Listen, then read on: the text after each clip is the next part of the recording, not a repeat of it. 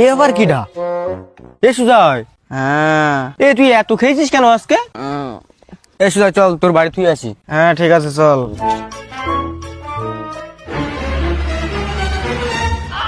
কি হয়েছে কি হয়েছে ওর কি হয়েছে? মদ খেয়ে রাস্তায় পড়েছিল, ওর পকেটে তো 20 টাকা পেয়েছে, নাও। এ বউ, আমার পকেটে 20 টাকা ছিল না, 20,000 টাকা ছিল।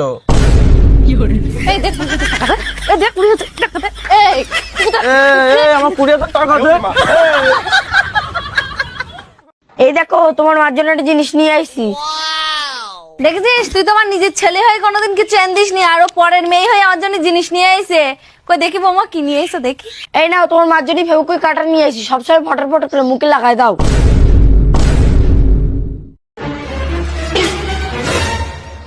বৌদি তোমার কুঞ্চি বই সাধু সাজ দিবে না, তুমি তো এমনি আমাদের বাড়ি মান সম্মান পুরো ধুলোয় মিশিয়ে দিয়েছো। কেন আমি কি এমন কাজ করেছি যার জন্য তোমাদের মান সম্মান সব ধুলোয় মিশে গেছে? আমার যে বন্ধুরা ফোনে কথা বলুক না কেন, আমি যদি জিজ্ঞাসা করি যে কার সাথে কথা বলছি, রে বলো তোর বৌদির সাথে।